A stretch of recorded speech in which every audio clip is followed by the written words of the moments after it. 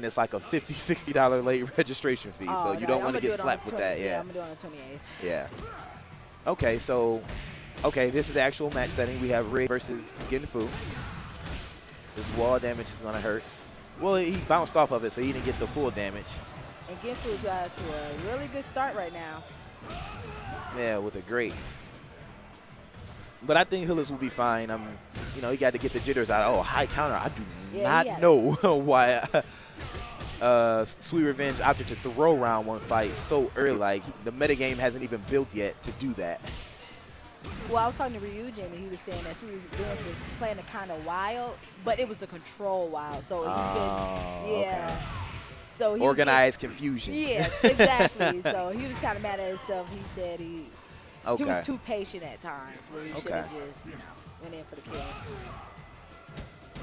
But Hoodless just got there with a difficult match against Torpedo, so I know his hands. Oh wow, that's ridiculous what 3P just did. Hoodless just did sidestep kick, and the recovery frames of down forward punch, crouch. It crouched the kick. Yeah, it's crazy. I didn't know it was doing that, but okay. Yeah, who can duck a lot of stuff at that Yeah. I counter throw, but he drops it, so no max damage. Wow, yeah, that's. You usually don't see stuff like that in high-level play, but I guess something is going on where Sweet Revenge just felt extremely comfortable. Me, I'd have teched up. You're getting thrown for that. Please do not jump across the screen. You saw how far that was? Like, yeah. I wouldn't even think that was going to read. Yeah, it's weird. Like, I think and the entire cast can launch themselves like that at the screen. And it's weird. I don't know. Sometimes they'll short jump it.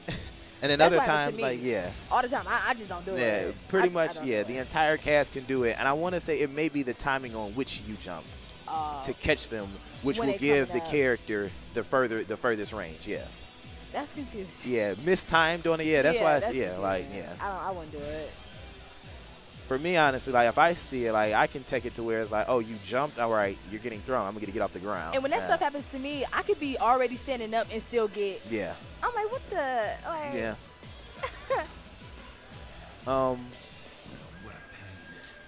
Okay, Hoodless in chain. Yeah, he's thinking. He's fine. I mean, I think that, you know, he can do it. He just, again, like you say, I think Hoodless is in that mode of hitting buttons. And that's where you go. That's the first mistake that you make against Ginfu is to hit buttons. That's when 3P becomes its most ridiculous when you do that. And Hoodless, you know, before the tournament started, he's been going in the trainer mode with Ginfu, so you'd think he'd be prepared. Yeah. Again, and like, it's one of those things like where Ginfu, no matter, you can take him in Sparmo all day.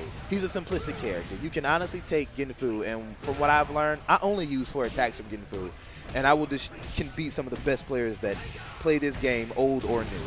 It's only 4 attacks, and with a simplistic character like that, what happens is, if you get stunned, he doesn't, you know, his stun launch is really good, and I don't have to hit you too many times to deal a significant amount of damage. It's really simplistic, and you don't want to hold immediately because his throw damage hurts. So it's one of those things like, you can take him in a sparring mode, and you can run scenarios, but what it boils down to is like, okay, to beat a good Ginfu player, you literally have to read them. You have to outplay them because there's no tech that will hinder the character. Right. It just all depends on who plays with him. You're right. All right, Hoodless. You got another chance. Oh, yes, it's not, Rig, or you think honestly, see, again, if it was me, because I know how to fight against Ginfu, I would stay my main character. I wouldn't change. Like, again, it's an even matchup for Kasumi. I would stay Kasumi. I wouldn't change. But I'm not familiar with what the matchup is for Ginfu versus Rig. So Ginfu kind of made Rig look a little free.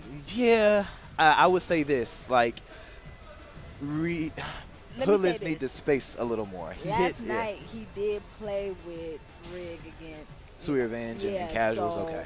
And that's what I was saying earlier. Like, players that, like, Hoodless isn't really at that mark. Players like myself, Lopedo, and Sweet Revenge, of course, like really old school players, you can play us in casuals, but in certain instances, you really don't want to give us the time of day. Right. When it matters. Yeah, when it matters, especially like in this type of game. Like, and now that you've told me that, now I see what the problem is. Yes. So, I mean, that's an unholdable stun. There we go. Okay. So this is getting smart. Yeah. Ryujin stepped up and whispered something in his ear, and it looked like it worked. You know what I'm saying? did too, so yeah. You know. Thank you. Okay. But this is Genfu. Unsafe. Thank you. Nice throw punish. Yes. I was waiting on that.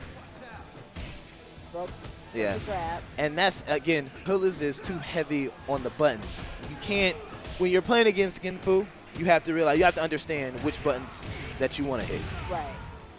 Hoodless's response immediately after everything is punch punch. And this is the problem that the entire community has with Genfu. There's like, man, 3P, 3P. And it's like, okay, if your response to everything is button, button, and you know 3P is a ridiculous crush, what's happening is that he's crushing and he's hitting you on counter hit because he's, again, there. Yes. He responded with punch punch yes. and he crushed the second one. Yep. Whereas if he responded with jab, 3P would have only hit him on normal hit, and that Genfu would be at -5 at that point.